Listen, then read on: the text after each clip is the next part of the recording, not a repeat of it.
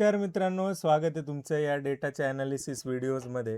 तर मित्रांनो, डेटावरती पूर्वी जाण्यापूर्वी तुम्हाला आज मार्केट कसं राहिलं, काय राहिलं, आपण 2 दिवसापूर्वी काय झालं होतं ते सत्यात उतरले का, ह्या गोष्टी आपण समजून घेणार आहे. तर मित्रांनो, तुम्ही बघू शकाल 257 पॉईंटची एक रिकव्हरी त्या ठिकाणी आलेली आहे मार्केटमध्ये. एक शॉर्ट कव्हरिंग रॅली ती आपल्याला बघायला मिळालेली आहे. तर हे आपण आधी सांगितलं होतं का? डेटावरती आपल्याला हे आधी दिसत होतं का? तर 100% डेटावरती आपल्याला दिसत होतं.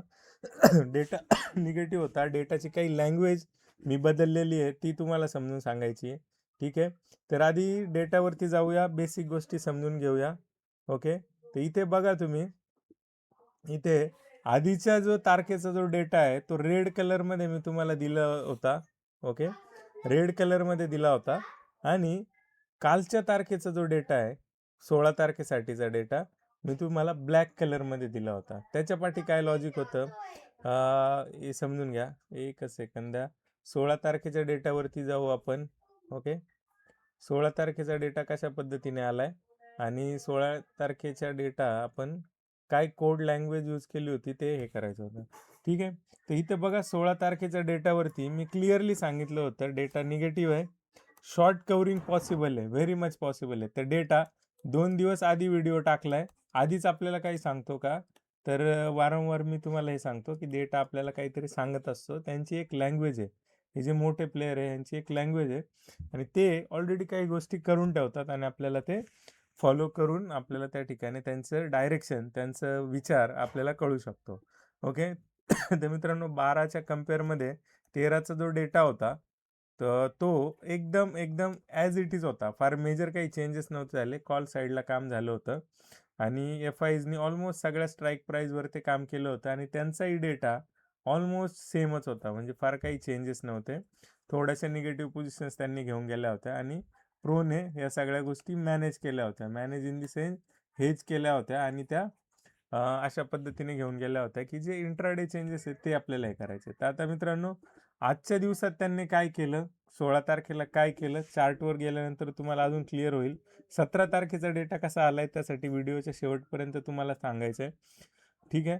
तर 16 तारखेसाठीचा जो डेटा होता, 16 तारखेला दिवसभरात काय झाले ते आपण बघतोय. तर मार्केटचा जो ओव्हरऑल ट्रेंड आहे तो निगेटिव्हच आहे, अजूनही निगेटिव्हच आहे. फार काही पॉझिटिव्ह 200-250 पॉईंट वरती गेलं म्हणजे खुश होण्याचं कारण नाहीये. खुश होऊ नका. ठीक आहे.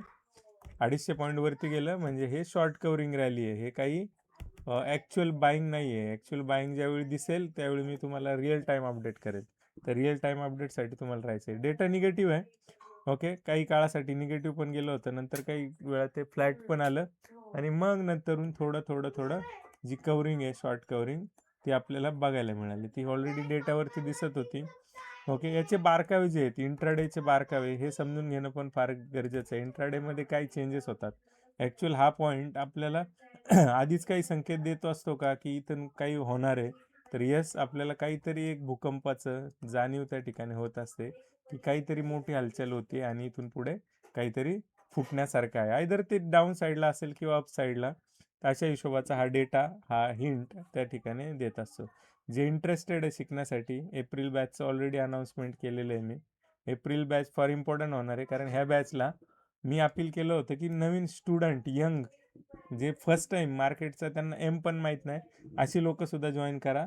कारण फ्रेश माइंडमध्ये जे जाईल ना, ते बाकी कदाचित कचरा भरलेल्या सपोर्ट रेजिस्टन्सवाल्या माइंडमध्ये नाही जाणार. तर अशी पण लोकं आपल्याला जॉईन झालेली की एकदम फ्रेश माइंडेड आहेत आणि त्यांच्या आईवडिलांनीच, म्हणजे आधीच आपले त्यांनी कंप्लीट केलं आहे पार्टिसिपेशन. त्यांनीच आपल्या मुलांना याच्यात पार्टिसिपेशन करण्यासाठी हे केलेलं आहे. तर हे फार इंटरेस्टिंग आहे की आई-वडीलसुद्धा तेवढा विश्वास ठेवून की विकास तू जे सांगतोय ते व्यवस्थित आणि योग्य सांगतोय. हीच दिशा माझ्या मुलाला जर मिळाली तर अजून उत्तम. तर त्यांनीसुद्धा त्या गोष्टी हे केलेल्या आहेत. ठीक आहे. तर मी बऱ्याच वेळा म्हणतो, इम्पॉर्टंट जे आहे एज्युकेशन ते सुरुवातीच्या काळातच आहे. सुरुवातीच्या काळातच जर तुम्हाला कॉल आणि पुटची माहिती मिळाली तर मग पुढे जाऊन काय होणार त्याचं, हा मोठा प्रश्न आहे. तर त्यांचे धन्यवाद ज्यांनी विश्वास ठेवला.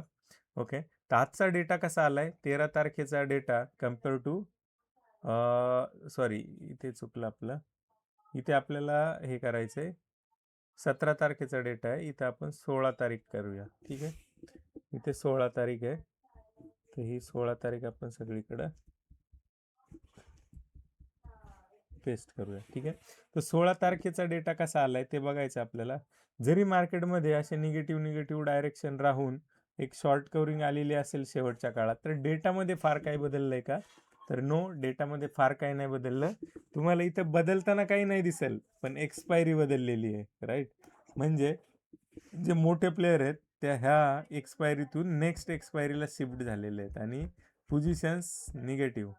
Okay, positions negative. त्यामुळे ह्या 250 पॉईंटने खुश होण्याचं कारण नाही मित्रांनो. पुढच्या डेटावरती आणि इंट्राडे चेंजेसवरती लक्ष ठेवणं फार इम्पॉर्टंट आहे. तर हे अजून ॲज इट इज निगेटिव्ह आहे.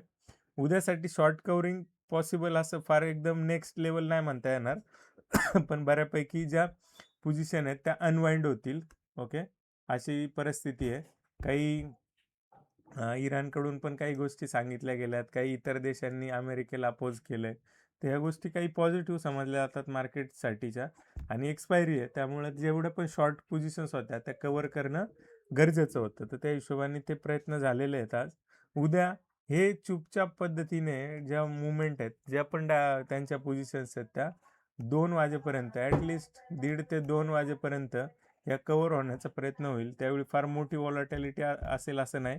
आणि 2 नंतर जर एक मोठा मूव आला डाऊन साईडला, तर तो पॉसिबल होऊ शकतो. अशा पद्धतीचं आहे, जर न्यूज नाही आली तर. एखादी न्यूज नाही यायला पाहिजे, तर 2 नंतर एक मोठी डायरेक्शन आपल्याला बघायला मिळू शकते. तर तयार राहायचंय इंट्राडे मधले जे चेंजेस होतात त्याच्यासाठी. आणि कशा पद्धतीचं हे होतं, कारण ह्यांनी सगळ्या ह्या पोझिशन्स नेक्स्ट एक्सपायरीला शिफ्ट करून टाकलेल्या आहेत बऱ्यापैकी आजच. ठीक आहे, तर थिटा जो मिळतोय भरपूर मिळतोय.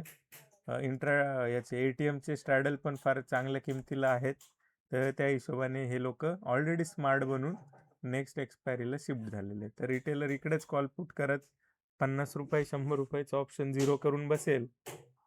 तर हे रोजचंच आहे, त्याचं कसं लुटायचं त्यांना माहिती आहे. आपण हळूहळू लोकांना वाईज करतोय, लोकांना काही गोष्टी सांगतोय. काल आपण एक लाईव्ह घेतला होता.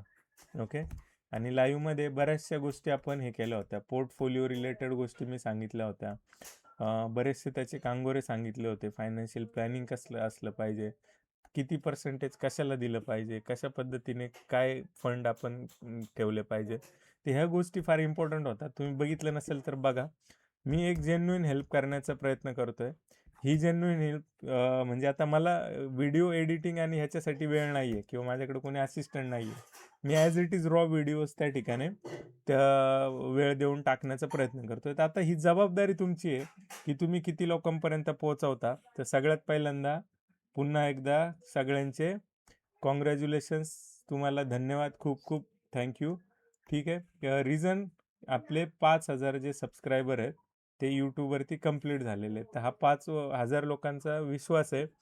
जे इनिशियल जर्नीमध्ये होते सोबत, त्यांचं खूप खूप धन्यवाद आहे. ॲक्च्युली तुमचं सर्वांचं धन्यवाद आहे. ही जर्नी फार पुढं जाणारी आहे, अजून काही स्टॉप झालेली जर्नी नाही आहे. तर 5,000 सबस्क्रायबर आपले कंप्लीट झालेले आहेत. अजूनही सबस्क्रायबर, अजूनही जेन्युइन लोकांची हेल्प आपल्याला करायची आहे. ओके, तर ही जबाबदारी आता तुमची आहे. बघू शकत असाल इथे 5,000 कंप्लीट झालेले. ते सगळ्या यूट्यूब फॅमिलीचं, सगळ्या इंस्टाग्राम फॅमिलीचं, सगळ्या फेसबुक फॅमिलीचं सर्वांचं अभिनंदन आणि धन्यवाद. ओके, तर मित्रांनो थांबूया आजच्या व्हिडिओमध्ये. असंच प्रेम देत राहा, असंच लोकांपर्यंत पोहोचवत राहा. तुम्ही शिकत राहा, पुढे जात राहा, अशा हिशोबाचं इच्छा व्यक्त करतो आणि थांबतो या व्हिडिओमध्ये. थँक्यू.